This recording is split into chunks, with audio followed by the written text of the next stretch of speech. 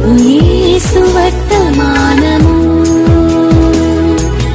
వినుమా ప్రియనేస్తమా, విని నీవు ప్రభుని విశ్వసించుమా. వినుమా ప్రియనేస్తమా, విని నీవు ప్రభుని విశ్వసించుమా. Praise the lord. దేవునికి స్తోత్రం. మన ప్రభువును రక్షకుడునైన యేసుక్రీస్తు అతి శ్రేష్టమైన నామములో మీ అందరికీ శుభాలు వందనాలు తెలియచేస్తున్నాను. ఈరోజు మన పట్ల దేవుని వాగ్దానం 2వ రాజుల గ్రంథం 22వ అధ్యాయం 19వ వచనం చివరి లైనును చదువుదాం.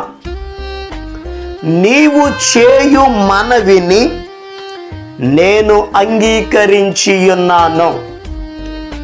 ప్రభునందు ప్రియ దేవుని యొక్క బిడలారా, ఈరోజు దేవుడు మనకిస్తున్న వాగ్దానం, నీవు చేయు మనవిని నేను అంగీకరించుచున్నాను. మనం చేసే మనవి, మన ప్రార్థన మన దేవుడు ఆలకించే దేవుడు. ఆయన పేరు ప్రార్థన ఆలకించువాడా అంటాడు కీర్తనాకారుడు. మనము మొర్రపెట్టినప్పుడు, మనం ప్రార్థన చేసినప్పుడు, మనం దేవునిని అడిగినప్పుడు ఆయన మనకు సమాధానం ఇస్తాడు. ఎందుకంటే ప్రభు చెప్పారు, అడుగుడి మీకివ్వబడును అని. అయితే ఈరోజు మనం చేస్తున్న మనవి, మనం చేస్తున్న ప్రార్థన దేవుడు ఆలకించి ఆయన మనకు సమాధానం ఇవ్వాలి అని అంటే, ఈరోజు మనం ఎలా దేవుని యొక్క సన్నిధిలో మనవి చేయాలో ఈరోజు నేర్చుకుందాం. ఈ చదవబడిన లేఖన భాగంలో యోషియా అనేటటువంటి రాజుతో దేవుడు ఈ వాగ్దానాన్ని చేశారు. ఈ యోషియా 8వ సంవత్సరములో యూదా దేశం మీద రాజుగా పరిపాలన చేయడం ప్రారంభించాడు. 31 సంవత్సరాలు ఈయన రాజుగా ఈయన పనిచేశాడు. ఈయన యొక్క 18వ సంవత్సరములో ఆ రాజ్యములో ఉన్నటువంటి శాస్త్రి అయిన షాపానును, ప్రధాన యాజకుడైన హిల్కియాకు ఒక పని అప్పగించాడు. మీరు దేవుని మందిరం దగ్గరికి వెళ్ళండి, ఆ దేవుని మందిరం దగ్గర శిథిలమైన పాడైపోయిన ఆ మందిరాన్ని మరలా బాగు చేయండి అని చెప్పారు. నిజమే ప్రియ దేవుని బిడలారా, దేవుడు ఒక వ్యక్తి ప్రార్థన ఆలకించాలి అని అంటే అతడు చేయవలసిన పని ఏమిటి అని అడిగితే మందిరమును బాగు చేయాలి. మందిరము 2 రకాలు, శరీర సంబంధమైన మందిరం, ఆత్మ సంబంధమైన మందిరం. అపోస్తులైన పౌలు గారు చెప్తాడు, హృదయము దేవుని ఆలయమై ఉన్నది అని. ఈరోజు మన ప్రార్థన దేవుడు ఆలకించాలి అని అంటే ఈ హృదయము అనే మందిరాన్ని బాగు చేయాలి.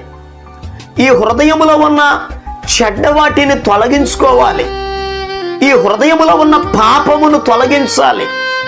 కీర్తనాకారుడు ఓ చక్కని మాట చెప్తారు, నా హృదయములో నేను పాపమును లక్ష్యము చేసిన ఎడల ప్రభువు నా మనవి వినకపోవును అని అన్నారు. ప్రవక్త అయిన యెషయా గారు కూడా రక్షింపనేరకయుండునట్లు యెహోవా హస్తము కొరచు కాలేదు, విననేరకయుండునట్లు ఆయన చెవులు మందము కాలేదు, మీ దోషములు మీ పాపములు దేవునికిని మీకును అడ్డుగోడగా నిలబడ్డాయి అని అన్నారు. ఈరోజు ప్రియ దేవుని బిడలారా, మన ప్రార్థన దేవుడు ఆలకించకపోవడానికి కారణం మన పాపములే, మన దోషములే. ఈ దోషములు పాపములు దేవుని దగ్గర ఒప్పుకున్నప్పుడు, మన హృదయమును పవిత్రపరుచుకున్నప్పుడు ఆ పరిశుద్ధతను బట్టి దేవుడు మన ప్రార్థనలు ఆలకిస్తాడు. యోషియా అనే రాజు చేసిన పని అదే. ఆయన మందిరాన్ని బాగు చేయించాడు. వారు బాగు చేస్తూ ఉండగా ధర్మశాస్త్ర గ్రంథము వారికి దొరికింది. ఆ ధర్మశాస్త్రపు మాటలను జాగ్రత్తగా విన్నాడు. ఆ వాక్యమును విన్నప్పుడు ఆ మాటలకు లోబడ్డాడు.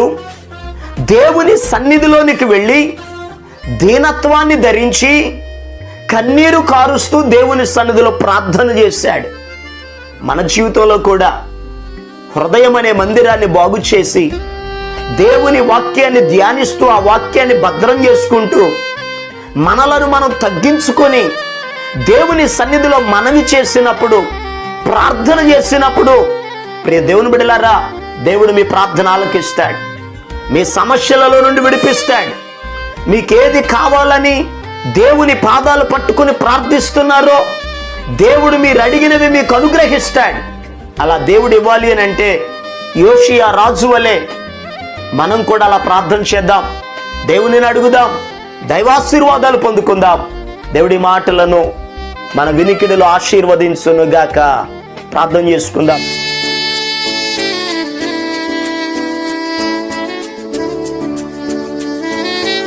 ప్రేమ కలిగిన మా పరమ తండ్రి, ఆశ్చర్యకరుడు అయిన మా యేసయ్య, నీకు వందనాలు. ఈ శ్రేష్టమైన సమయంలో అయ్యా, ఈ వాగ్దానం నీ బిడ్డల జీవితంలో నెరవేర్చండి ప్రభువా. నీ మనవిని నేను అంగీకరించి ఉన్నాను అని మీరు చెప్పారు. మా మనవిని ఈ సన్నిధికి చేరాలి అని అంటే మందిరం అనే హృదయాన్ని బాగు చేయాలని, నీ మాటలు వినాలని, అయా మమ్ములను మేము తగ్గించుకోవాలని యోషియా అలా చేసినప్పుడు అయ్యా ఆయన మనవిని నువ్వు అంగీకరించావు. నీ బిడ్డలు వారికి ఉన్న సమస్యలలో నుండి, వారి ఇబ్బందులలో నుండి, అయ్యా వారికి ఉన్న బాధలను బట్టి నీ సన్నిధిలో మనవి చేసినప్పుడు అయ్యా వారి మనవిని మీరు అంగీకరించండి. ప్రతి అవసరతలను మీరు తీర్చండి. నీ బిడ్డల జీవితాల్లో నీ కార్యాలు జరిగించమని యేసునామమును బట్టి అడుగుచున్నాము తండ్రి, ఆమేన్. మన ప్రభు అయిన యేసు క్రీస్తు కృప మీకు తోడుగా ఉండి నడిపించునుగాక. ఆమేన్. ఈరోజు పుట్టినరోజు మరియు పెళ్లి రోజు జరుపుకుంటున్న వారికి సీసలి మన్నా చర్చి తరపున మా కుటుంబ పక్షముగా మీకు శుభాలు తెలియపరుస్తున్నాం. May God bless you. దేవుడు మీకు తోడుగా ఉండి మిమ్మల్ని ఆశీర్వదించునుగాక.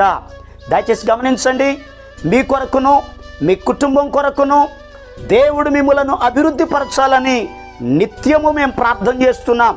ఏమైనా ప్రార్థన అవసరతలు ఉన్న ఎడల ఈ స్క్రీన్ మీద కనబడుతున్న నెంబర్కి ఫోన్ చేసి తెలియపరచండి. ప్రియ దేవుని బిడ్డలారా, అనుదిన మన్నా అనే ఈ వర్తమానాలు మీ స్నేహితులకు, మీ బంధువులకు కూడా షేర్ చేయండి. మన్నా చర్చ్ సీసలి అనే ఈ యూట్యూబ్ ఛానల్ను సబ్స్క్రైబ్ చేయండి. అందరికీ వందన. ప్రార్థనా శక్తి నాకు కావాలయా, నీ పరలోక అభిషేకం కావాలయా, యేసయ్యా కావాలయ్యా, నీ ఆత్మ అభిషేకం కావాలయ్యా.